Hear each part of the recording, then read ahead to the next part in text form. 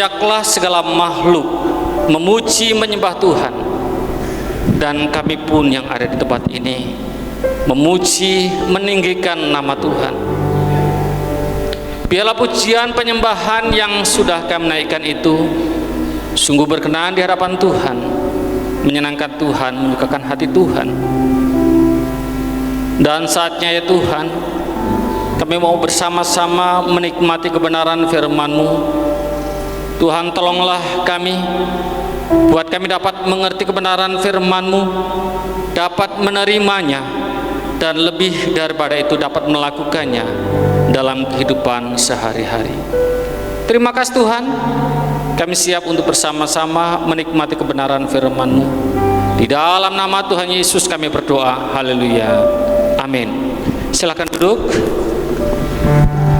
Kembali saya menyapa kita sekalian, shalom, shalom. Ya, Bapak Ibu dan saudara Tuhan, Natal, ya, Natal sebentar lagi, ya sudah merayakan Natal sih beberapa waktu. Tanggal 2 kemarin Natal MD Banten, lalu kemarin Sabtu ya, tadi malam Natal Youth Community, dan puncaknya adalah di tanggal 24 malam ya, 24-25 itu puncak Natal. Natal itu adalah satu peristiwa yang sangat dirindukan oleh banyak orang, terutama anak-anak, terutama adalah anak-anak. Orang tua apakah merindukan Natal? Iya, mungkin sebagian besar, tapi tidak semuanya. Kenapa? Ada banyak alasan. Kalau anak-anak, Natal itu rasanya senang banget. Kenapa? Kenapa Natal sukacita? Pakai baju baru kan itu kan ya, pakai sepatu baru, lalu ikut nari-nari, ikut nyanyi-nyanyi, lihat ada pohon terang kan itu ya. Anak kami yang paling kecil itu, si Joy itu lahirnya bulan Natal, dia senang sekali dengan ornamen Natal.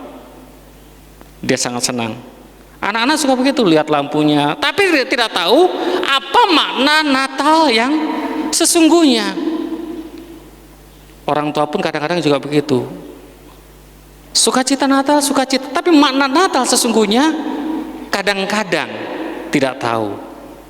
Tapi puji Tuhan yang di sini tahu semua ya. Amin. Apa makna Natal? Ya, Natal itu adalah penggenapan dari janji Allah, penggenapan akan firman Allah, akan nubuatan, yaitu lahirnya Yesus Kristus Sang Penebus. Itu Natal. Jadi Natal adalah penggenapan dari firman Allah, apa yang sudah dinubuatkan oleh para nabi tentang kelahiran Sang Putra Allah, Yesus Kristus, yang akan menjadi juru selamat umat manusia. Karena itu Natal begitu penting. Hari ini firman Tuhan saya sampaikan dengan tema firman Tuhan digenapi ya. Firman Tuhan digenapi. Kita membaca dua bagian firman Tuhan dari Matius dan Lukas. Matius pasal 2 ayat 1 sampai 5.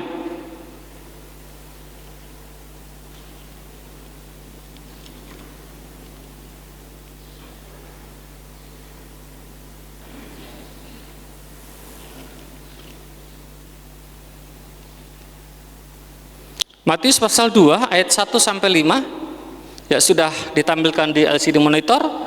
Kita baca bersama-sama, tidak usah cepat-cepat supaya kita bisa memahami isi bacaan ini ya. Kita baca bersama-sama, 1, 2, ya. Sesudah Yesus dilahirkan di Betlehem di tanah Yudea pada zaman Raja Herodes, datanglah orang-orang Majus dari timur ke Yerusalem dan bertanya-tanya, di manakah dia, raja orang Yahudi yang baru dilahirkan itu? Kami telah melihat bintangnya di timur dan kami datang untuk menyembah dia. Ketika Raja Herodes mendengar hal itu, terkejutlah ia beserta seluruh Yerusalem. Maka dikumpulkannya semua imam kepala dan ahli Taurat bangsa Yahudi, lalu dimintanya keterangan dari mereka di mana Mesias akan dilahirkan. Mereka berkata kepadanya, di Betlehem di tanah Yudea, karena demikianlah ada tertulis dalam kitab Nabi. Iya. Di ayat 5 mereka berkata kepadanya, di Betlehem di tanah Yudea, karena demikianlah ada tertulis dalam kitab Nabi. Firman Tuhan pernah berkata bahwa di Betlehem di tanah Yudea akan dilahirkan raja yang besar. Firman Tuhan pernah berkata, yang ditulis oleh para nabi. Dan inilah yang dikatakan oleh para tua-tua ahli Taurat, imam-imam kepala kepada Herodes. Firman Tuhan pernah berkata, tercatat dalam kitab Nabi bahwa di Betlehem di tanah Yudea akan dilahirkan raja yang besar. Lalu Lukas pasal 2 ayat 11 dan 14. Ayat 11 sampai dengan 14. Lukas pasal 2 ayat 11 sampai dengan 14.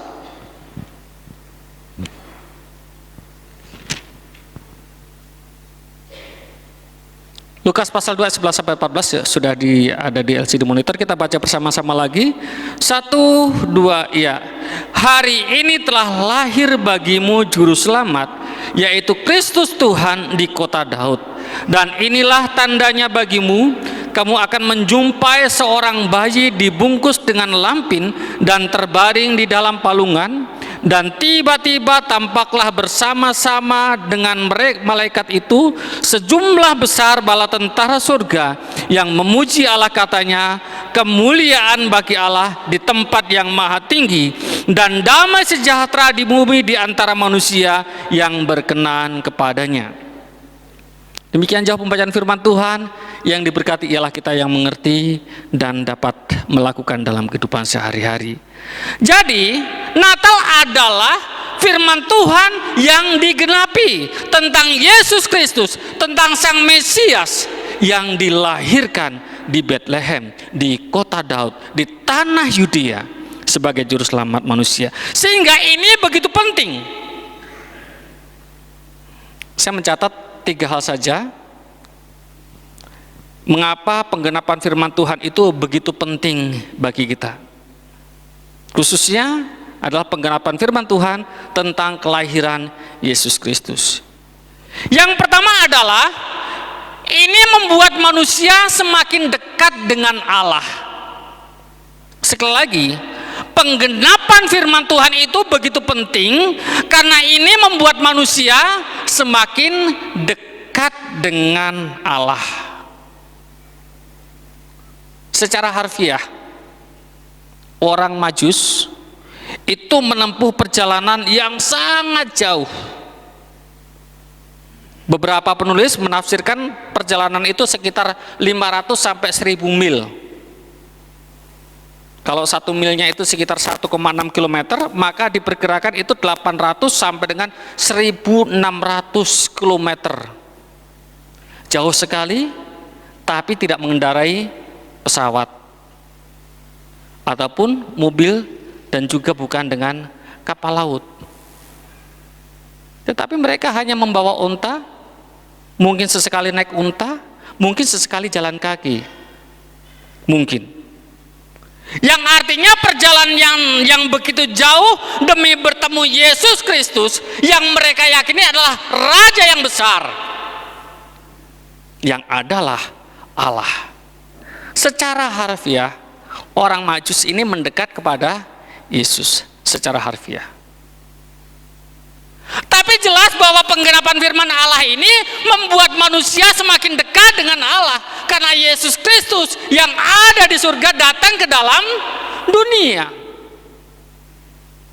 Hubungan manusia dengan Allah yang tadinya retak, hancur oleh karena dosa yang dilakukan oleh manusia, oleh karena keinginan dosa yang diperbuat oleh manusia, sehingga hubungan antara manusia dengan Allah itu jauh.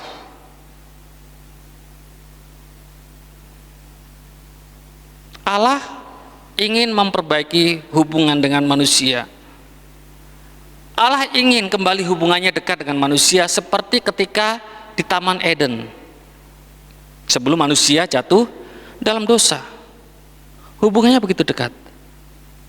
Tapi setelah manusia jatuh dalam dosa, hubungan manusia dengan Allah retak. Manusia sangat takut bertemu dengan Allah.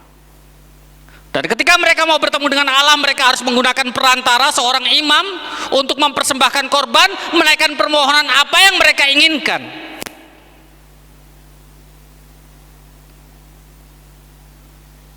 Tetapi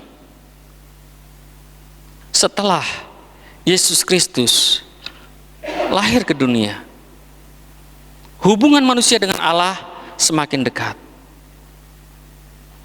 Tidak perlu kita berdoa menggunakan perantara, tapi kita bisa langsung datang kepada Tuhan dan menyebutnya dengan panggilan Bapa, meminta apa saja yang kita kehendaki. Asalkan itu seturut dengan kehendak Tuhan, Tuhan akan mengabulkannya. Jadi penggenapan firman Allah itu begitu penting karena mendekatkan kita dengan Allah, mendekatkan manusia dengan Allah, memperbaiki hubungan antara manusia dengan Allah. Dan penggenapan firman Allah ini ya membuktikan bahwa Allah itu tidak main-main dengan firman-Nya. Apa yang diucapkannya, apa yang difirmankannya pasti digenapi. Dan ini membuat kita semakin percaya kepada Allah, sehingga kita patut mendekat kepada Allah.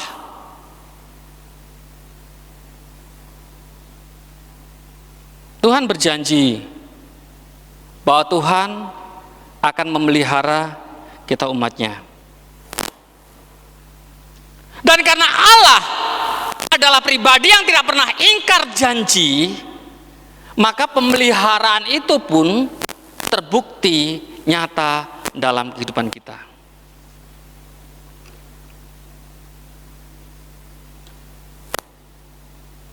Hanya kadang-kadang Bapak Ibu dan saudara Tuhan, ada orang yang seolah-olah tidak merasakan pemeliharaan Tuhan.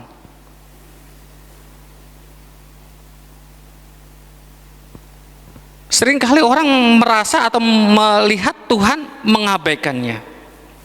Kadang-kadang ya, bukan seringkali, kadang-kadang. Ini kenapa? Masih ingat dengan kisah si bungsu?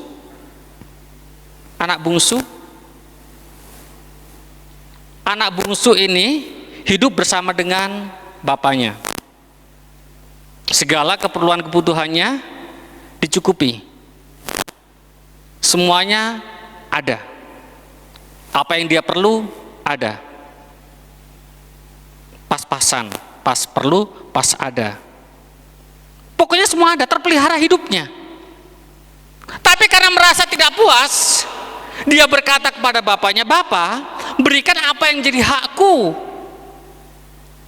Lalu setelah bapaknya memberikan apa yang menjadi hak daripada si bungsu ini pun pergi meninggalkan bapaknya. Gambaran Allah yang memberikan kehendak bebas kepada manusia. Lalu si bungsu ini karena dia punya uang banyak, dia melakukan apa yang ia sukai. Dia berfoya-foya, dia judi, sampai uangnya habis dan tidak ada sesuatu yang bisa dia makan. Dia mengalami penderitaan yang luar biasa dan dia berpikir lebih baik, lebih enak tinggal bersama bapakku.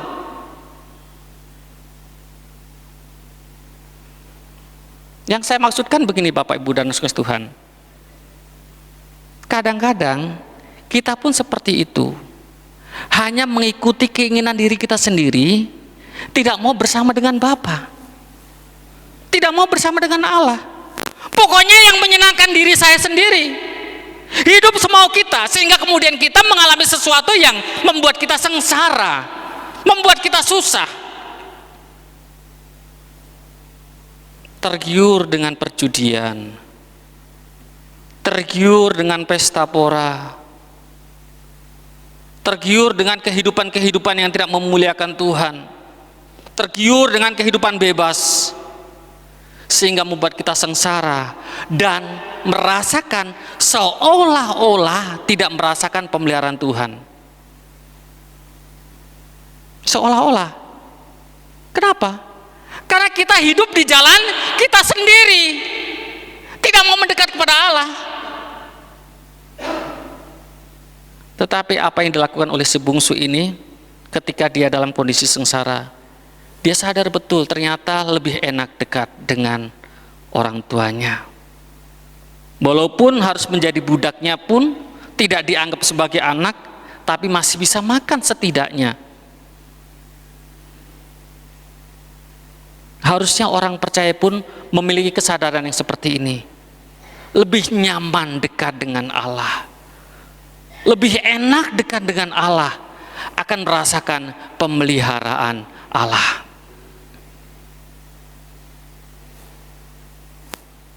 Jadi jangan kita mau tergiur oleh hal-hal yang tampaknya menyenangkan,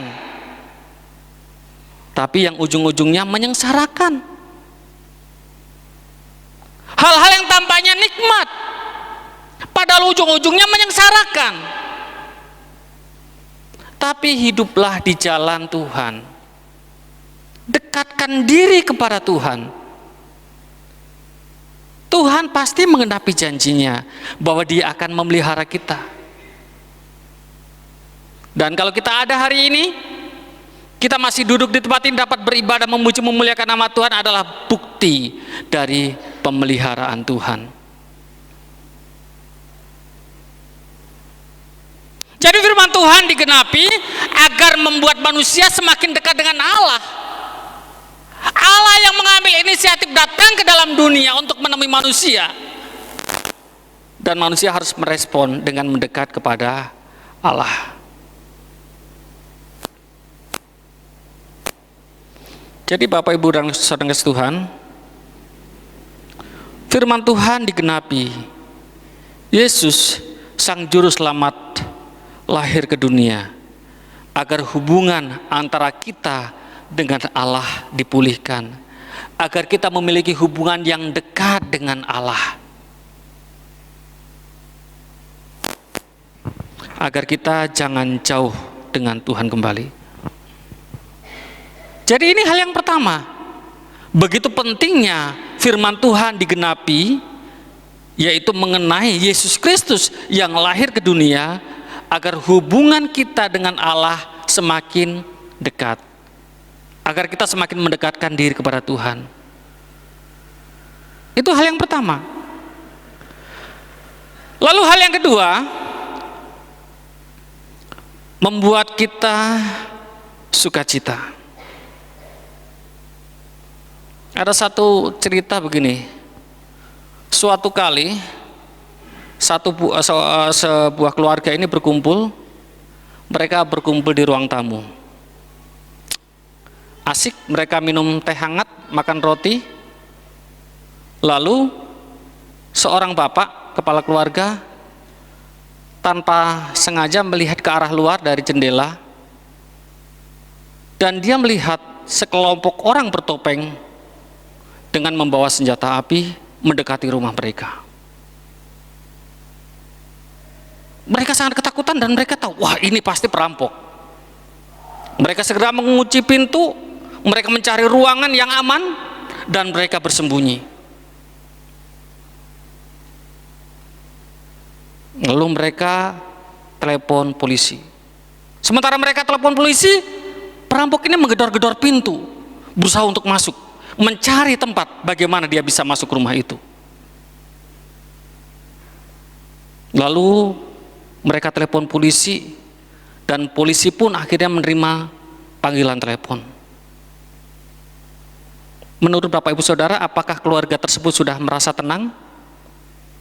Polisi sudah menjawab telepon. Sudah merasa tenang? Belum. Karena setelah ditunggu 5 menit, polisi juga tidak datang. Malah perampok sudah terlihat, sudah terdengar masuk ke dalam rumah. Polisi tidak kunjung datang, sudah 5 menit. Mereka mengalami ketakutan yang luar biasa. Aduh, mati kita ini. Satu keluarga mati kita. Sementara mereka dalam kecemasan, mereka dalam ketakutan, di menit yang ke-7 mereka mendengar suara sirine polisi. Dan mereka mengalami kelegaan yang luar biasa karena ternyata polisi segera datang menolong mereka, menepati janjinya. Yang saya maksudkan Bapak Ibu dan Saudara Tuhan, ketika janji itu disampaikan, kita mungkin masih was-was. Benar tidak janji ini terpenuhi? Jangan-jangan polisi salah alamat. Tadi saya sebutkan alamatnya tidak.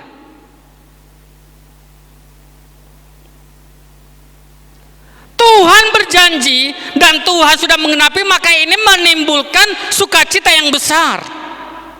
Sehingga di dalam Lukas pasal 2 ayat yang 11 dikatakan, hari ini telah lahir bagimu, di ayat yang 10, lalu kata malaikat itu kepada mereka, jangan takut, sebab sesungguhnya aku memberitakan kepadamu apa? Memberitakan kepadamu apa? Kesukaan besar bagi seluruh bangsa. Seluruh bangsa harusnya bersukacita tentang penggenapan firman Allah, yaitu Yesus Kristus lahir ke dalam dunia. Kita semua berada dalam ancaman dosa. Tidak ada satupun yang dapat membebaskan diri dari ancaman dosa. Tidak ada satupun yang dapat membebaskan diri dari hukuman maut. Tapi Tuhan sudah berjanji bahwa Dia akan membebaskan kita. Benar enggak janji Tuhan digenapi? Dan ternyata janji Tuhan digenapi. Dia mengutus anaknya lahir ke dunia, mati disalibkan, menjadi tebusan bagi kita, membebaskan kita dari ikatan dosa, membebaskan kita dari ancaman maut. Seharusnya ini membuat kita mengalami sukacita, tidak lagi dilanda oleh ketakutan.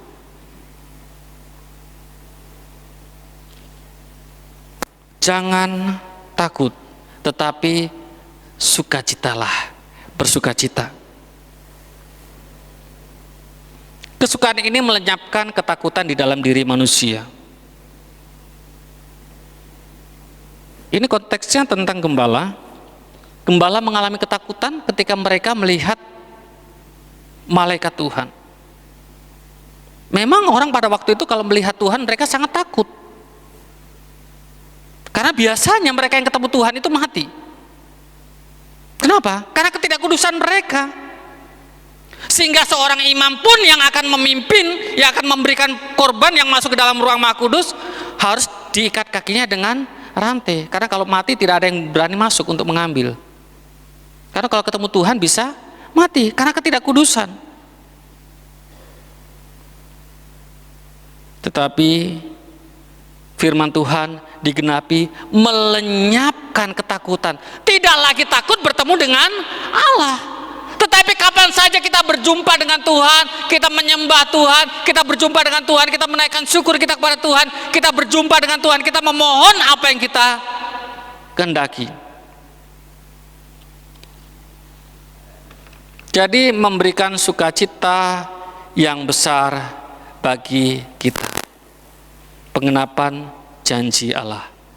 Dan yang terakhir, pengenapan janji Allah, pengenapan firman Tuhan itu begitu penting karena membuat kita mengalami kedamaian. Di ayat yang ke-13, dan tiba-tiba tampaklah bersama-sama dengan malaikat itu sejumlah besar bala tentara surga yang memuji Allah, katanya, kemuliaan bagi Allah di tempat yang maha tinggi dan damai sejahtera di bumi di antara manusia yang berkenan kepadanya. Natal seharusnya memberikan kedamaian bagi kita.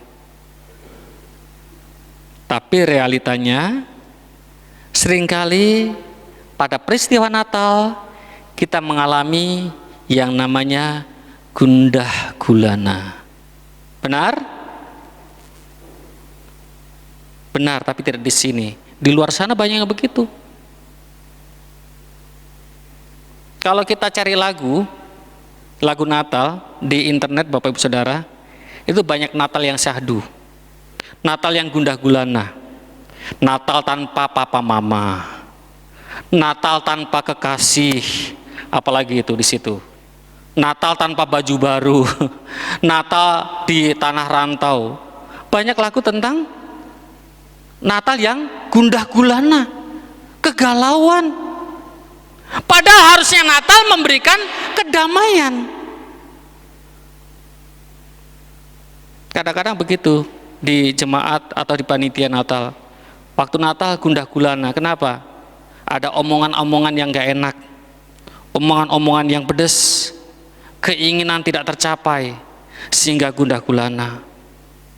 Anak-anak minta baju Natal, minta sepatu baru, tapi tidak ada uang, gundah gulana. Mengalami kegalauan. Tidak kebagian konsumsi, juga galau. Yang lain dapat, saya nggak dapat. Yang lain dapat nasi kotak, saya nggak dapat, kan itu ya. Padahal nasi kotak biasa kita juga bisa beli. Tapi gara-gara itu kita bisa gundah gulana, bener? Betul, gara-gara itu. Padahal sebenarnya kalau kita mau beli juga bisa, itu nggak seberapa harganya. Tapi itu bisa membuat kita mengalami galau. Jangan kan nasi kotak, roti pun begitu. Roti satu biji kita nggak kebagian, kita bisa galau. Padahal cuma roti satu biji. Yang lain dapat, saya nggak dapat, kan itu kan. Gimana nih si panitia ngitungnya? Damai sejahtera di antara manusia yang berkenan kepadanya. Kita ini adalah orang-orang yang berkenan kepada Allah, sehingga Allah datang ke dalam dunia menemui kita. Kalau kita tidak berkenan kepada Allah, maka Allah tidak akan datang ke dalam dunia menemui kita. Kita seringkali ngobrol dengan seseorang, Pak, sekiranya berkenan, silahkan mampir ke rumah, kan gitu kan ya. Kalau dia mampir ke rumah berarti dia berkenan, kan gitu kan ya. Sekiranya berkenan, silahkan mampir ke rumah, ke gubuk kami. Nah, Tuhan hadir ke dalam dunia, maka dia berkenan kepada kita, dan oleh karena itu kita harusnya mengalami damai sejahtera, mengalami kedamaian. Jangan mau kedamaian yang kita alami dalam peristiwa Natal itu dirubah menjadi galau, menjadi gundah gulana. Dan Bapak Ibu Saudara tahu siapa yang membuat kita galau? Bukan saudara kita, bukan sesama teman panitia, bukan sesama teman jemaat, enggak. Tapi si iblis. Si iblis itulah yang membuat kita galau. Kalau sesama panitia itu hanya perantara saja, hanya penyebab saja, tetapi sesungguhnya adalah iblis. Bisa saja sesama panitia atau jemaat mengucapkan kata-kata yang pedas dengan kita, tapi kalau kita menang dengan iblis, kita tidak akan galau, nggak akan galau. Tapi seringkali kita tidak melawan, kita mengikuti hati kita yang biarkan tersakiti, sehingga kita galau. Bapak Ibu dan saudara Tuhan, jangan mau damai sejahtera Natal, sukacita Natal kita itu ditukar dengan kegalauan. Jangan biarkan iblis merampas damai Natal yang ada di dalam diri kita. Jadi, apapun yang terjadi di hari-hari ke depan nanti, sampai melewati Natal atau dan seterusnya, jangan sampai galau. Tidak dapat kue Natal, jangan galau. Ada omongan yang tidak enak, jangan galau. Jangan mau sukacita Natal, damai Natal ditukar dengan kegalauan. tetapi kita bersuka cita bersama-sama oleh karena janji Allah digenapi, yaitu Yesus Kristus lahir ke dalam dunia. Kiranya firman Tuhan menjadi berkat bagi kita sekalian. Kita berdoa.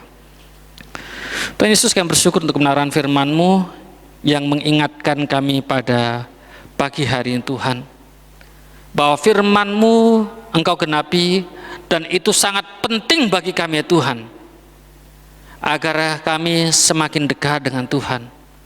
Firman-Mu itu Engkau genapi dan itu sangat penting bagi kami Tuhan, sehingga kami bersuka cita bersama-sama dan kami mengalami kedamaian, ketenangan, tidak lagi dilanda oleh kekhawatiran ataupun ketakutan. Dan jangan biarkan ya Tuhan apapun juga itu merampas kedamaian di dalam diri kami. Tetapi bila kami bersuka cita bersama-sama dalam peristiwa Natal Yesus yang lahir ke dunia. Terima kasih untuk kebenaran firman-Mu, meteraikan dalam diri kami masing-masing. Di dalam nama Tuhan Yesus kami berdoa dan mengucap syukur. Haleluya. Amin.